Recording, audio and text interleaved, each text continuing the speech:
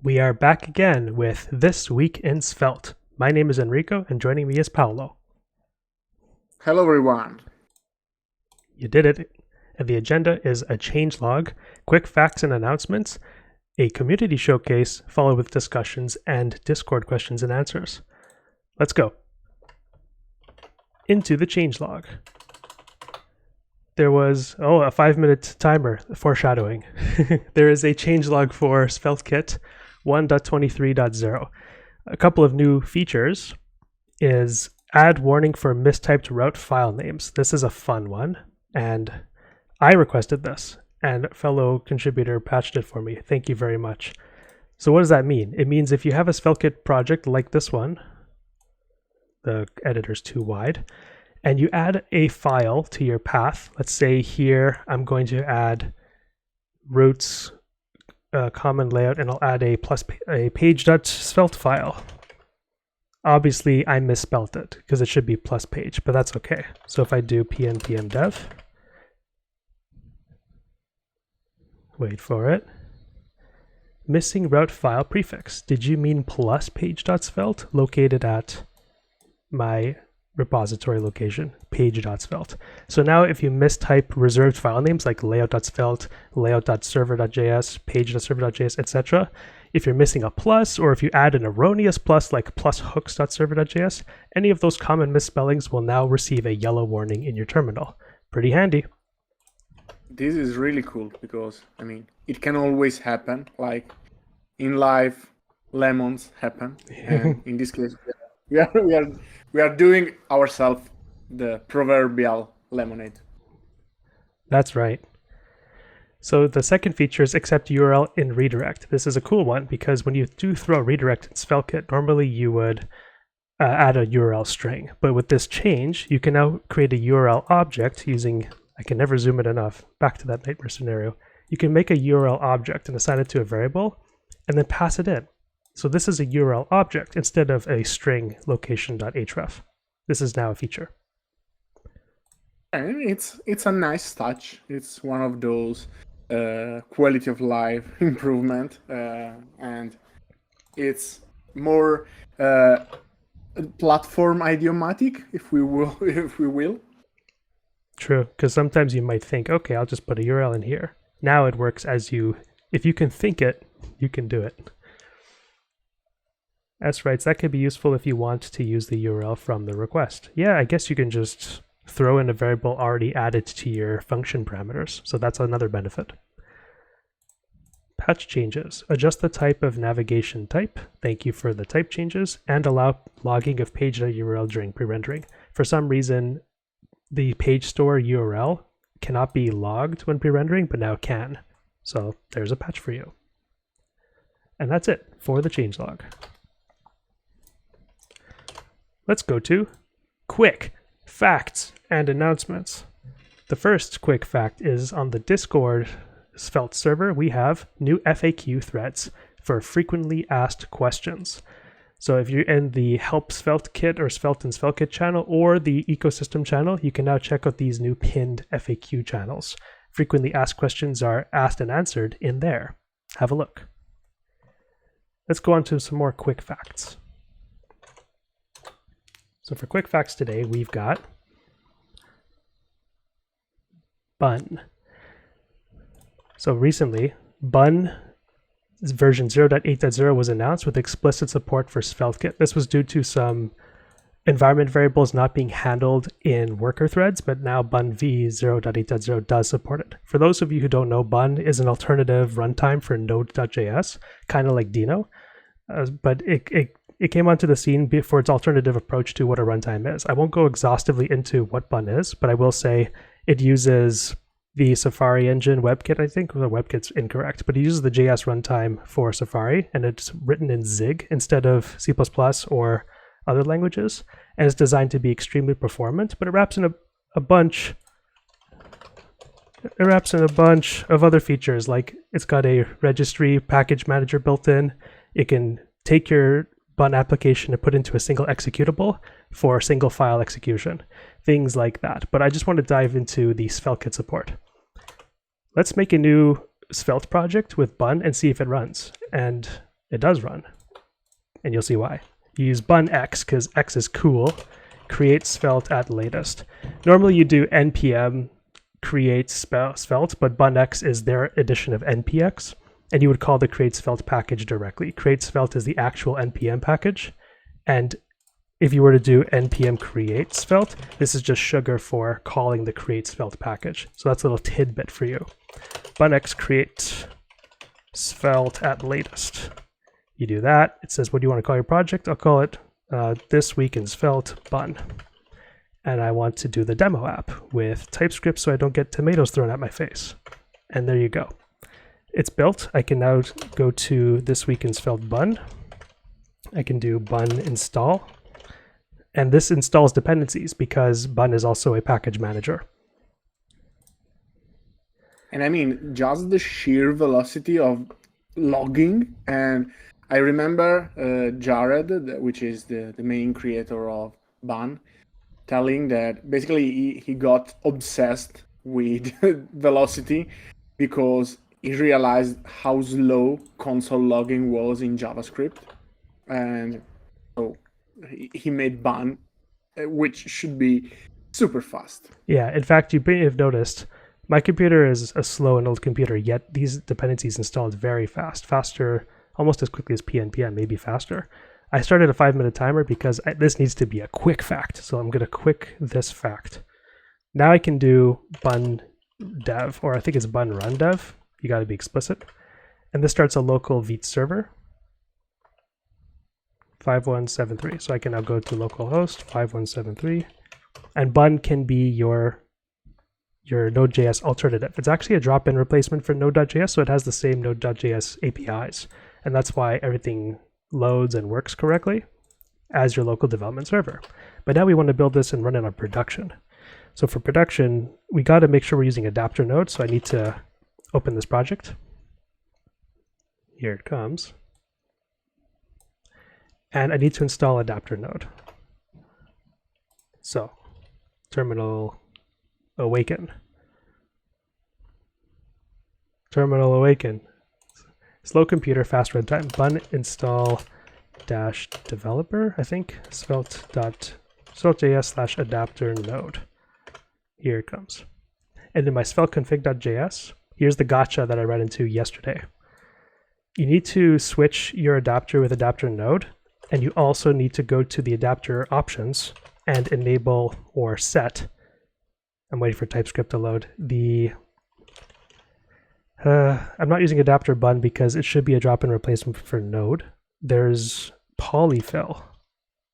Polyfill false. There we go. So because bun is sort of congruent with Node.js 20, and it no longer, you don't have to use the node adapter node polyfills. You only need adapter node polyfills if you're on Node.js 18 and below. But if you're on 20 and above, you can turn these off. And for bun, you have to turn them off, and you'll see why. Bun run build. So this will build the production project using adapter node, which should run. I tested this. I'm confident it'll work. And this is using rollup as well, which is a subset of Vite builder tools. And then finally, I can run the production application with bun run build /index.js. I know you just saw me do this twice. Bun run build is an alias for running the build script in package.json, but also bun run can also look for JavaScript files. So in my builds directory, there's an index.js.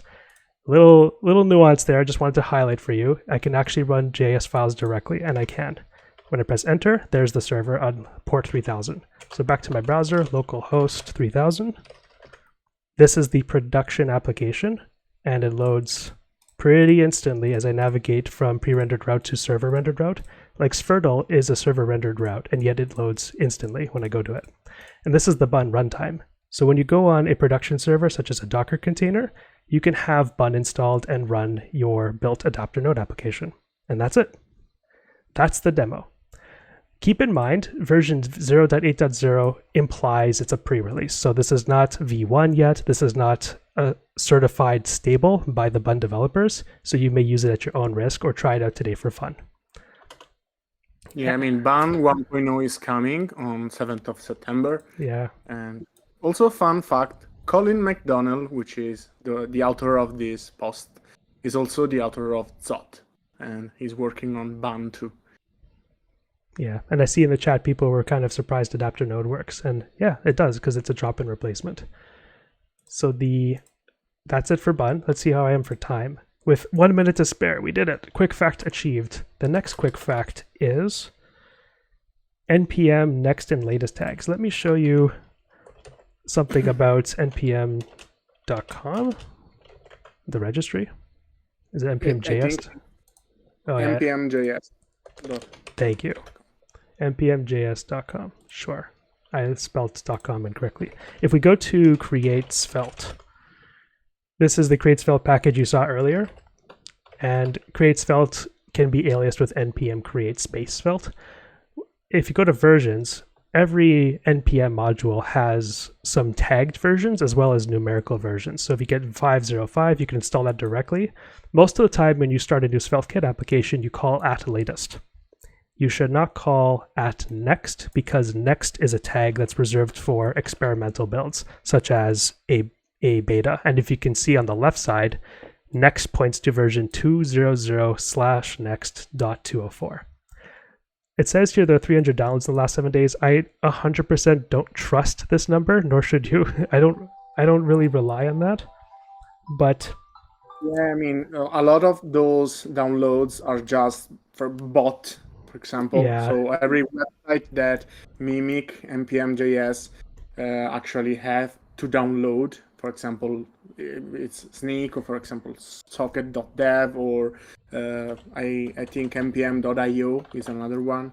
So all those bots download, every CDN downloads your package. So yeah. it's So like it's kind of meaningless, as Paolo said, because they might be bots, they might be scrapers, they might be registry mirrors. Whatever the case may be, if they're a real person, try to avoid npm create svelte @next because that'll get you an old, outdated, and beta version of SvelteKit. You should always do @latest when starting a fresh project or target a particular version like 505. And that's true for most people in most cases. So yeah, know the difference. Unfortunately, the JavaScript ecosystem is kind of like the Wild West. There's no official formatter. There's no official versioning schema, but there is a package.json. And as far as the NPM registry goes, @latest is widely regarded as the latest stable version, and @next is widely regarded as the upcoming experimental version, if there is one. Otherwise, it's sort of an outdated experimental version. No, this is create Svelte 5. Not Svelte. Sorry, JB asks in the chat, is this Svelte 5? No, it's not. So if I go to Svelte, oops, Svelte, you can see the versions for Svelte. Latest points to 4.2.0 and next points to 4.0.0 next.3. So if there ever is an experimental Svelte version, you might see it under the next tag, hypothetically. And that's it for quick facts. So the next quick fact is how to increase chances of getting help on Discord or GitHub. This is just a side note. If you ever find yourself asking questions on the internet, especially developer questions, you might wonder, how do I increase my chances of someone responding or supporting me?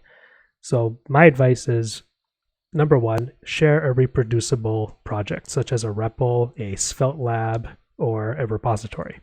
If you have people easily link to a project that shows your issue, they can very quickly and conveniently support you. Number two, describe your goal. Explain what you're trying to achieve, and then you explain what you tried, because you want to sort of cover the XY problem, xyproblem.info, which means don't ask people your attempted solution, explain your problem, because then people can support you better and can offer the right solution or an alternative solution that you weren't expecting. And that's just a brief summary. Also, be sure to write succinctly. Use syntax highlighting in Discord. So in Discord, you can have a Svelte snippet, like 3 backticks, script, and be sure to use HTML for the syntax highlighting. This is supported in Discord desktop. I don't think it works very well in Discord mobile, but the attempt is much appreciated when you share code snippets. Do not share screenshots, because screenshots are difficult to read and difficult to copy and paste. If the person helping you wants to copy paste your code into a REPL, they can more easily do that with a code fence like this. Also, try to create a minimal reproducible REPL, like, because obviously if you share your whole project, it's always difficult to find what's wrong with it. And also, very often when you are trying to create the minimal reproduction, you will find the error yourself, because when you create a minimal reproduction, it starts working, and then you can compare the minimal reproduction with your code, and then you will find what's wrong with your code. Absolutely. A minimal reproduction is the way. This also helps for like self support. Usually you delete every line of code in a file and then just slowly add back lines until things break. This is part of the philosophy of minimal reproductions. So definitely do that. And that is it for quick facts. Let's bring down the chat and move on to community showcase. Come on down. Please introduce yourself and your project. Yeah, I will do that. So, yeah. So I am Subhambh, and this is the library that I will be sharing today. So, and server SvelteKit, but honestly, like the name is into this because I just didn't knew to how what to call it in essentially. So what it allows you to do is it allows you to um run server code using this node function, right? I will show a code like a repo soon enough, but first I wanted to show the npm itself. So inside of this, whatever is here, it will run on the server only, right? So that is pretty much it. And like there are certain other type of thing like server imports. You can import thing from server directly on your browser, and all of the server stuff would be hidden from the browser. uh, so like the browser would not know what is in the server, but it can just get the return value from the server, right? And this was so when I created, I was actually trying to implement something from React World to uh, SvelteKit. So there is this library called Blitz, which is called a meta framework for React actually. In this, you can use the invoke function to do something similar as it is shown here. You can check it out later. And so yeah, I will show a quick example, two examples, so you get a bit familiar with this. So this is a example that I created for this. So if I go to space.svelte, so here I will start the server npm run dev.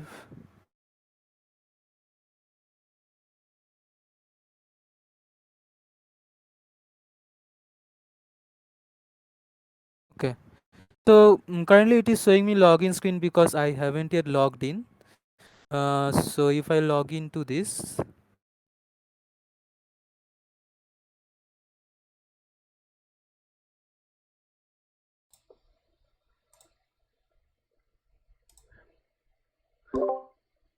If you can, please zoom in to your examples. oh yeah.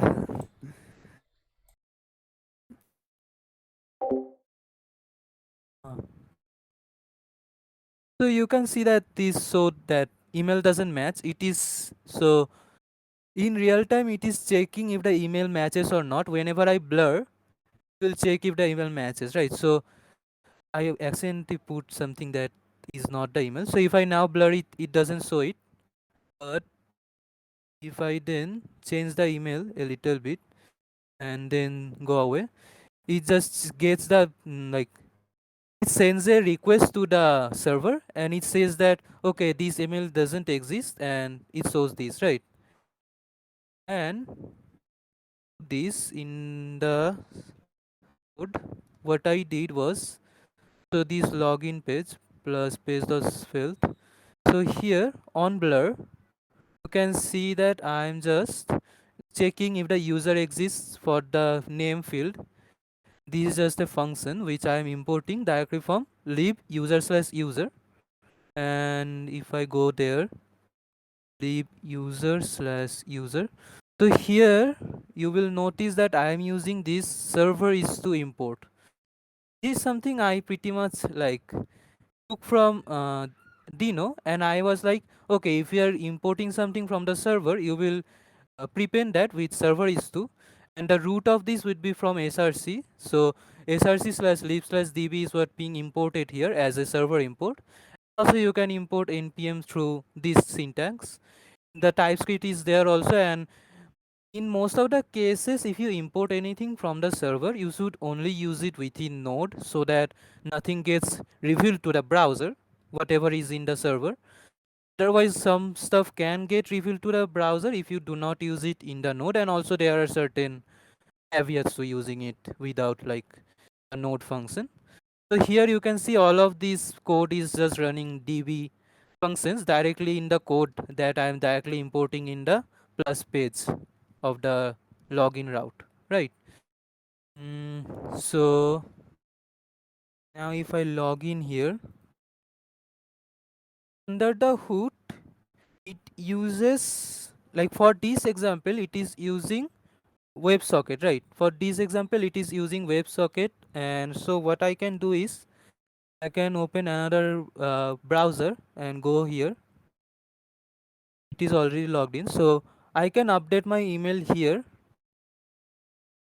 bh, and it will update in both places because of the ws WebSocket, right? It uses WebSocket under the hood, and it gets the stuff. Also in this, unlike Bliss's, it it can pretty much have any like uh, so it can pretty much share any type of data type. So if I go to plus page.svelte, here you will see I am using session browser. So this session, I go there, here I am importing dot slash session, and that session,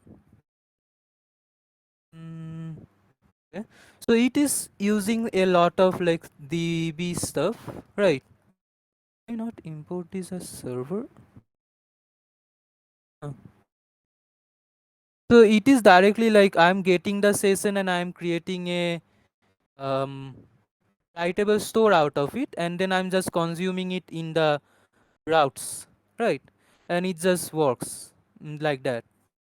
I'm getting all the user data, everything from the server without like having to do any fetch or ws request. So yeah. mm, and the main stuff that this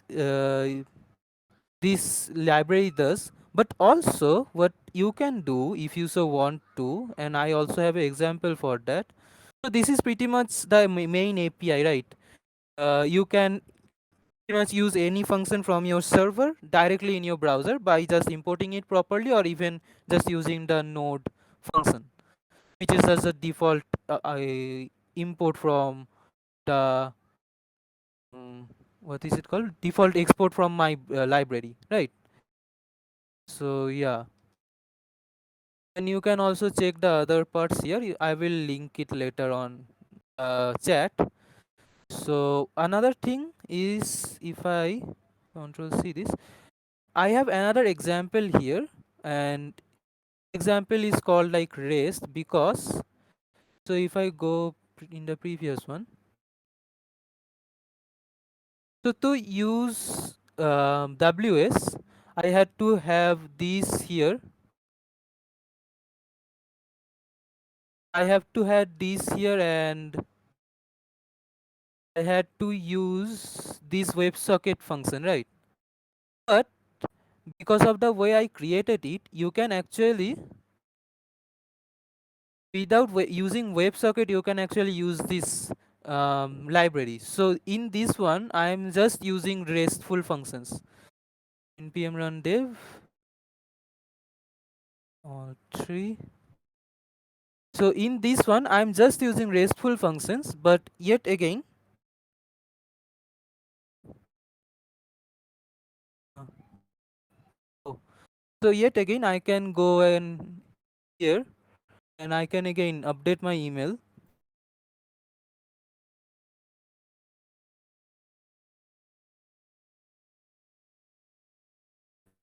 Wrong button.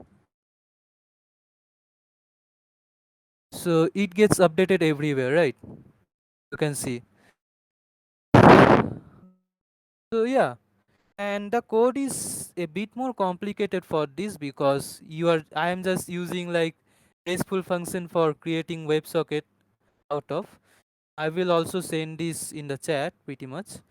So this is like the code for getting the real time stuff, but other than that, like I'm doing the same thing here and it all just works as is.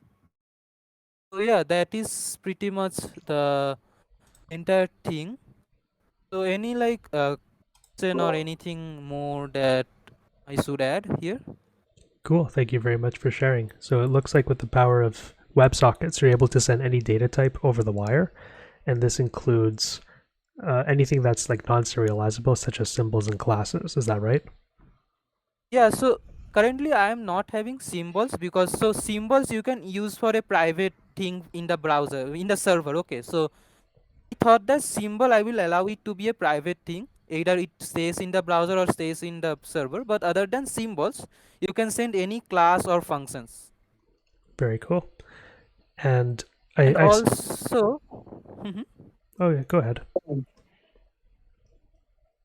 one thing that I mentioned at the end was that so in this example, I am actually not even using WS, but I am just using RESTful functions, post and get.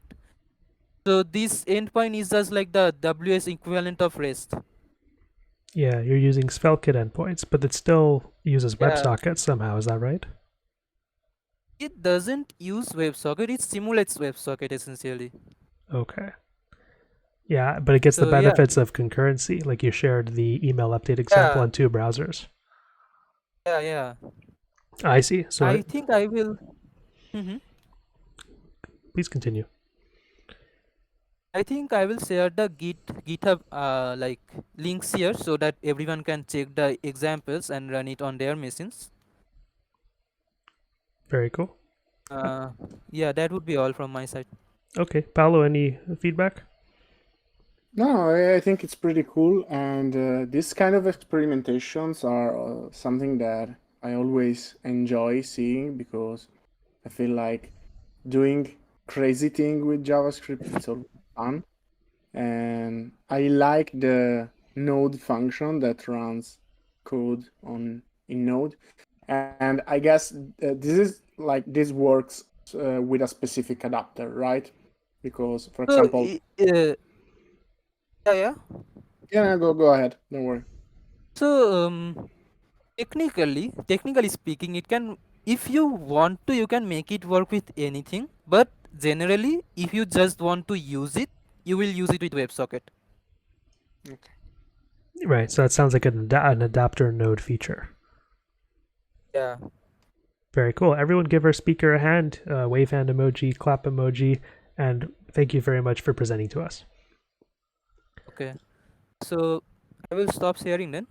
Alrighty, and we will continue now with This Week in Svelte. We are back, and that was Community Showcase. Let us proceed to the Castle of Discussions. This week in discussions, there was one that stood out to me in particular, and if you have any discussion topics for This Week in Svelte, you can always let me know, and we'll bring it up in a future week. As for today, I'd like to talk a little bit about adopting Svelte at your workplace, because when you're a solo freelance developer, you can use any stack you want. But how do you persuade your company or team to adopt Svelte if they're not using it already? Is this necessary all the time? No, this is obviously a very personal thing that we enjoy. We want to use the tech stack we love to use every day. So that's sort of the inciting incident that motivates the need for it. But really, what it comes down to is the business need. Because when you persuade your team, yeah, you can talk about how cool it is and how developer friendly it is, but you got to tie it to some business value. Unfortunately, it all comes down to that. What sort of techniques do you employ? I have a short list of ideas for you. One of them is you can pitch the fact that Svelte has a low barrier to learning. You can possibly teach or learn Svelte in under a day because of the fantastic learn.svelte.dev REPL. It can show you all of the basics and it'll expose you to all of the major features of Svelte and SvelteKit. in a very well-ingrained browser-based tutorial. You can master the basics, be productive, and also there's this regarding of talent pools. Sometimes you want to hire developers who are already familiar with the framework, but my argument is with Svelte, you don't really need to hire front-end developers who already know Svelte because they can learn it on the job very quickly, perhaps the first day they're hired or even right before. So in that sense, you can say there's a massive talent pool of HTML and CSS fundamental developers who already know the basics of front-end. If they have experience in another JS framework, that could be a plus, but it's not a necessity. So with that line of thinking, you could argue the talent pool is extremely large. It touches all front-end developers. Yeah, absolutely. So I'll put that And here. I think this is especially true because let's not forget that Svelte is the most loved JavaScript framework. So I guess there are a lot of people that want to work with Svelte. So I feel like the hiring pool is really large. Yeah. In fact, as Paolo said, you can attract people to your company with that in some cases. The second point I want to bring up is fewer lines of code correlates to fewer front-end bugs shipped. Is that 100% true? No, but it's definitely noteworthy. Fewer lines of code somewhat equals fewer bugs shipped, especially front-end bugs. Obviously, the server-side code is up to us, but this means you'll save, over the course of a year or two, you're saving lots of development time, which is money saved, because you're paying developers hourly or annually or monthly, and you don't want them to spend their time fixing bugs. You want them to spend their time shipping business features or product features. It's less complex, it's easier to maintain, and it's easier to read and reason about. And it's also easier if someone has to come in your code base. Like, I feel like it's so much easier to get used to a Svelte code base. I mean, maybe I'm biased, but Yeah. I feel like being that simple, like to learn, is also simple to reason about it. Yeah, I'll just make my screen bigger. So yeah, that's true. Is you can go and read the code, especially after completing the tutorial. Anyone can come in and read it. Next point is if you have many short-lived projects, you can easily evaluate it. So if you're at an agency type workshop or you have a lot of internal projects that are weeks at a time, one after the other, you can evaluate it with temporary projects. Not everybody has this luxury. Sometimes you're working at a large business with a very mature, long-lived product. That's much harder to experiment or evaluate, but it can happen if your team has the practices in place to allow you to experiment with new tech. But if you are at an agency, then you're more able to experiment. You can say, hey, for this next project, let's try Svelte, and then we'll have a retrospective and move back if needed. So getting that hands-on experimentation is a good way in. There's little to no module decision fatigue. So when it comes to Svelte, little module decision fatigue, I'm referring to the fact that Svelte and SvelteKit have very few dependencies. In some cases, you can install Svelte or SvelteKit and you can build a full application with just that. You don't have to decide which CSS preprocessor to use. You don't have to decide stateful management because Svelte provides most of those features out of the box. And that means fewer dependencies. And that also means fewer, and let's face it, depend-a-bot PRs on GitHub. You don't want to spend countless hours every month updating your dependencies because you have so many. And sometimes you configure depend-a-bot to 10 PRs maximum, and you're constantly exceeding that threshold with other kinds of frameworks. But with Svelte, not so much. And this also reduces security vectors, which Paolo talked about a week ago, which means fewer dependencies means fewer chances for being attacked and being vulnerable. Yeah, absolutely. Use Renovate. Yes, Renovate's a good alternative to Depend-a-bot. Next, my final point is a happier development team, which I'm sure Paolo can talk more about.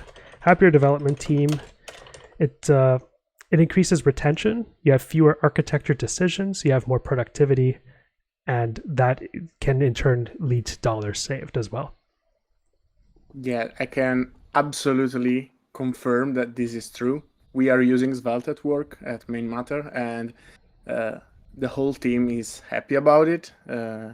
It's very fast to move with Svelte, and it really is a happier development team. Like I used to work with React Native, boom, boom, boom.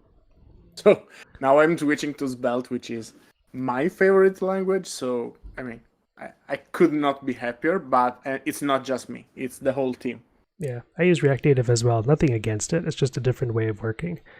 In the chat, I see Svelte can be added to anything that uses JS. More or less, Svelte is a compiler. So one of the disadvantages to persuading your team to adopt it is the fact that it is a compiler. It's sort of ideally used as a wholesale adoption. You want to start from scratch with Svelte because it's much harder to migrate an existing project to Svelte since it uses a compiler, especially if it's like a PHP project or some other completely different server rendered stack. Then the adoption is much harder because you got to start from scratch usually.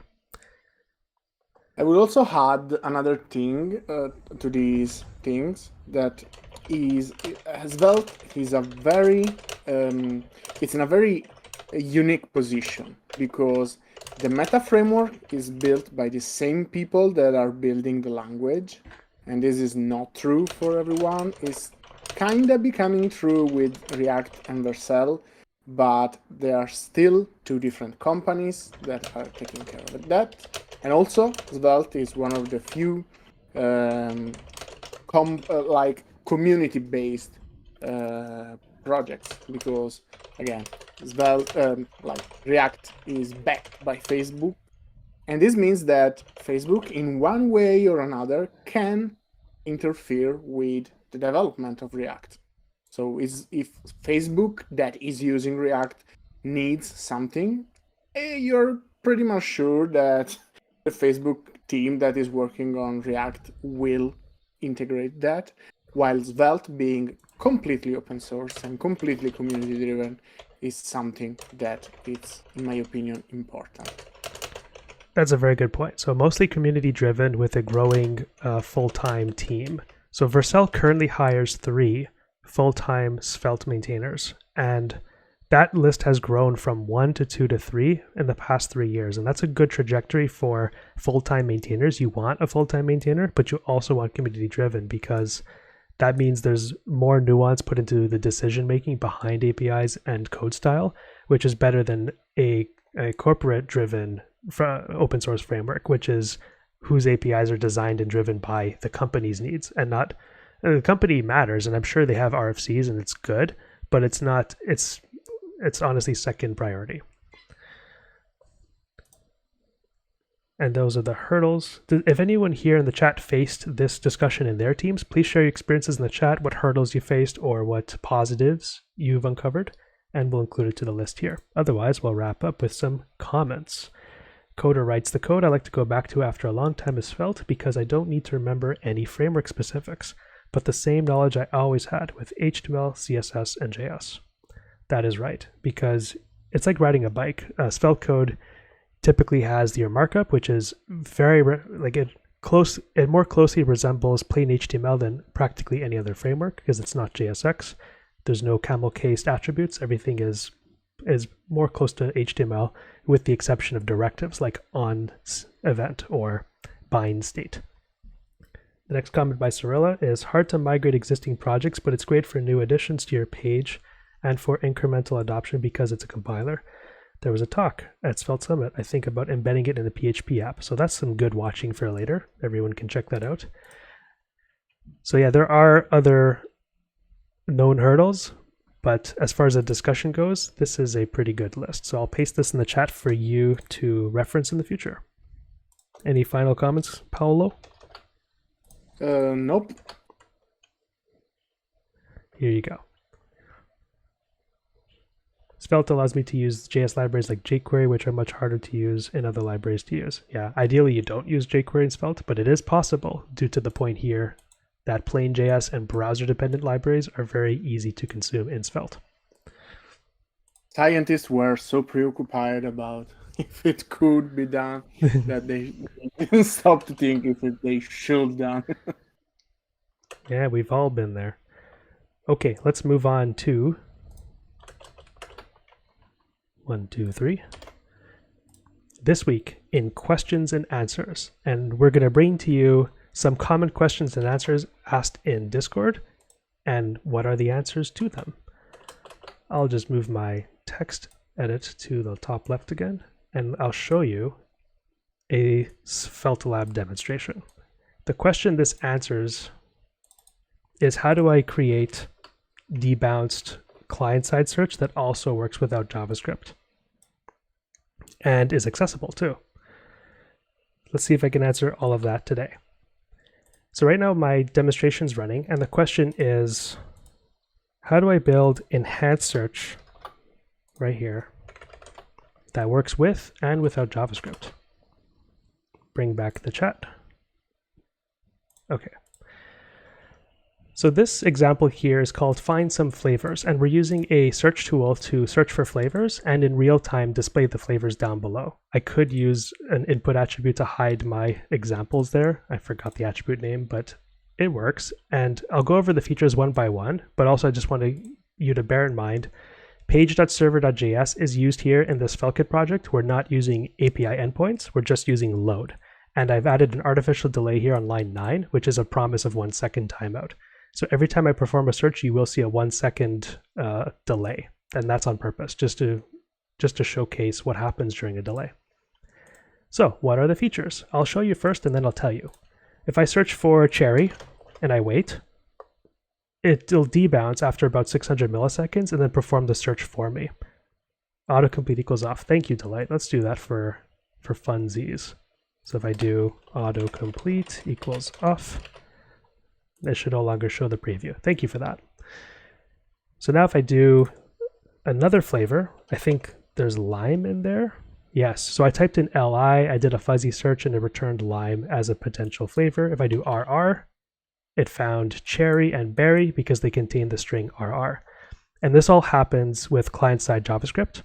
The way it works is when I submit the input, there's an on-input event handler with my debounce search being activated. The debounce code is all inline, so it might look a little funky, but debounce search calls the search function after a 400 millisecond timeout, and that's thanks to line 29, the debouncer. Debouncer just means every time I enter a keystroke in the input, it'll reset the 400 millisecond countdown. So if I keep typing and I don't let the 400 millisecond countdown to finish, it will never search until I stop. That's what a debouncer does. And the debouncer will execute the search function on line 43, which calls target-form request submit. This is kind of a bit much, but at least I avoid the need for using bind this on the form. So instead of calling the form directly, I'm using the event object from the input. e.target.form gives me the HTML element for the parent form. And then the request submit is a function available in form that actually triggers the search button. Not to be confused with submit. Submit will call submit, but it'll use like a programmatic submit. Whereas if I used request submit, it'll actually submit the form as if a submit button was pressed. So there's a slight difference there. And then finally, if I actually search with the search button, it immediately searches. You'll notice there was some loading text there. The loading text is displayed conditionally using the navigating store. So the navigating store is imported way above here on line 24. It's a store part of SvelteKit and app stores, and when navigating is true, it means the page is navigating. It's navigating because I'm not using form actions. I am using the get method. So on line 58, this is my form, and on the right here it says method equals get, and I did not apply an action attribute here because it's calling get to itself. Right now I'm on the root page, / so this form submission will get itself and call page.server.js load over and over again. All I'm doing is calling the same page, and that's what form get does. Now let's go over the features. So it's a plain search using form method get. The get form submits to the current route, causing a reload to fetch the queried data, and the queried data is captured in the input. The input is over here, name equals search, and then in the load function, you can see I'm using URL as a parameter, and I can do url.searchparams get search, and that'll give me the user entered query. So if I type li, then query equals li. And then in my flavors array or your respective database call, you can filter accordingly. I just used a plain array in this case. When JS is not present, the page submits to itself, and then it shows results in a new page load. So actual navigation occurs when JS is not present. When JS is present, the debouncer is used. It'll navigate to itself, invalidate the page. And I'm also utilizing a special SvelteKit feature down here called Data SvelteKit Keep Focus and Data SvelteKit Replace State. Replace state will not push history state. It'll stay on the current page. So the back button won't take you back to another search instance. This is when JavaScript is present. Keep focus will keep me on the input. If I do li and it searches, or rr and it searches, I'm still focused on the input. This is a good quality of life improvement because without that, if I type in li and it searches and debounces, I'm no longer focused on the input. I have to click on it again just to change my search every time, and that's kind of irritating. But with the power of a hydrated page, we can have keep focus. So that way it'll load and be a little nicer. Patrick writes, you should abort the previous request with a board controller if there is one. Otherwise, you could experience a race condition. That's good. Yeah, this is obviously not a perfect demonstration, but I appreciate feedback like that. So if you can help me understand what a board controller does, I can learn more about it and write a better demo, because I do want to improve. Selfishly, I'm doing this for me. The last feature is page title adapts to found results for screen reader. So the screen reader will navigate. Because we're using a form with the method equals get, this is actually navigating. It's going from page to page. So that means the title needs to be dynamic. On line 53, I have my title in SvelteHead, and it's going to look for some flavors. Let me move that a bit. It's going to say find some flavors, and then it'll say page results. Page results is going to be something like found results 1, found results 2. Yeah, caching is necessary too. So for your respective backend work projects, keep that in mind. So let's see. The page title says found some flavors, 0 flavors. If I type in lime, it'll say find some flavors, 1 flavor. The title changes, and every time the title changes, your screen reader will read it to you. Let me show you with voiceover.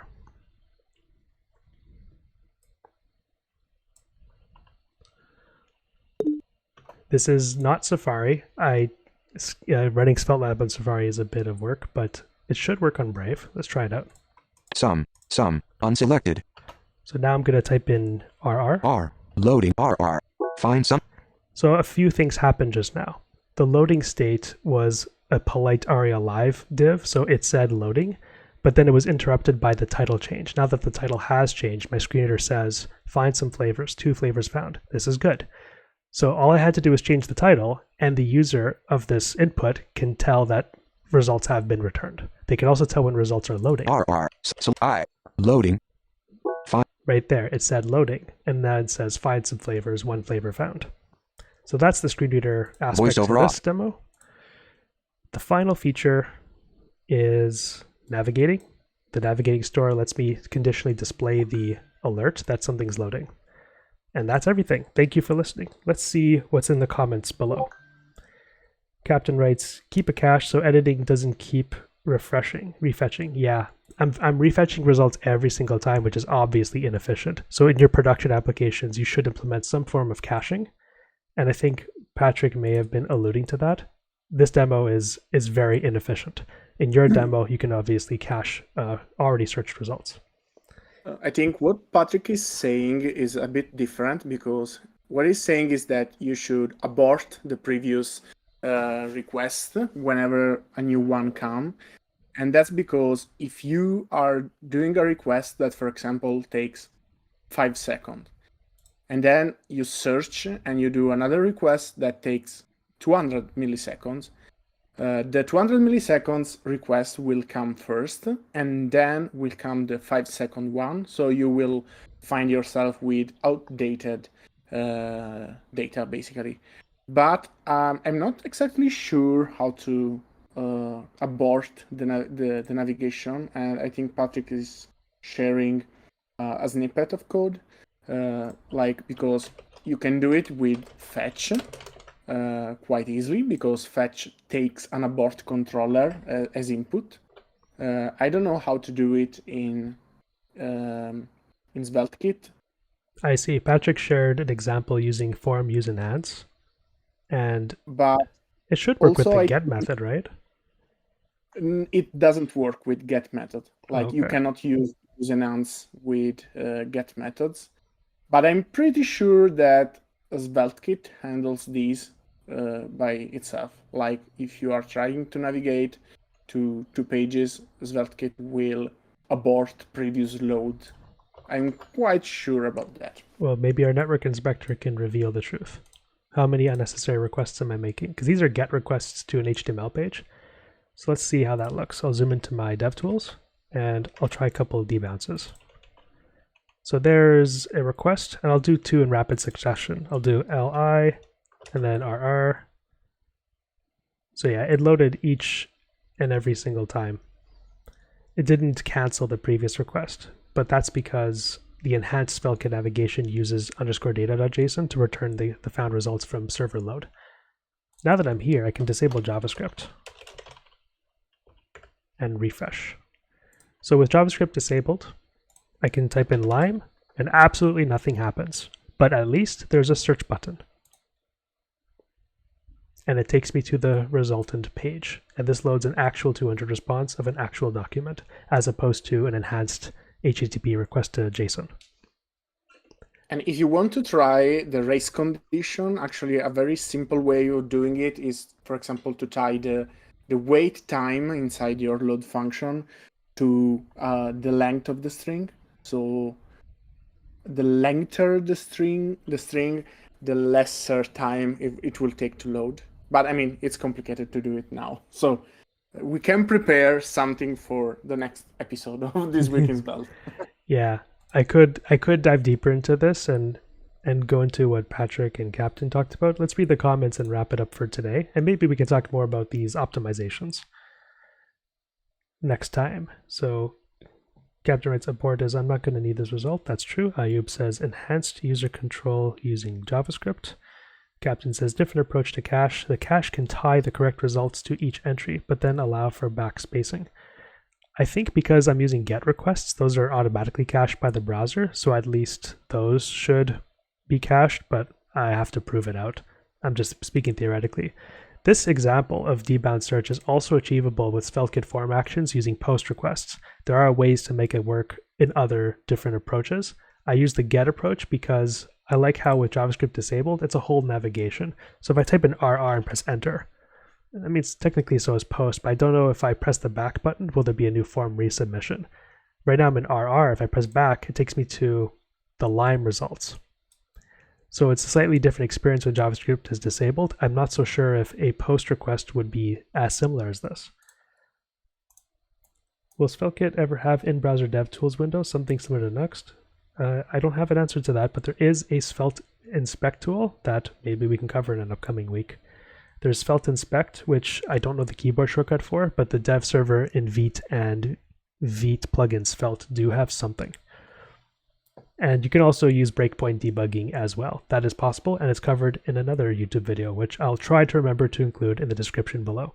Captain finally writes, one to inspect state, the other to take you to the source. Incomparable, but definitely helpful. Yep, developer experience tools are always in the pipeline.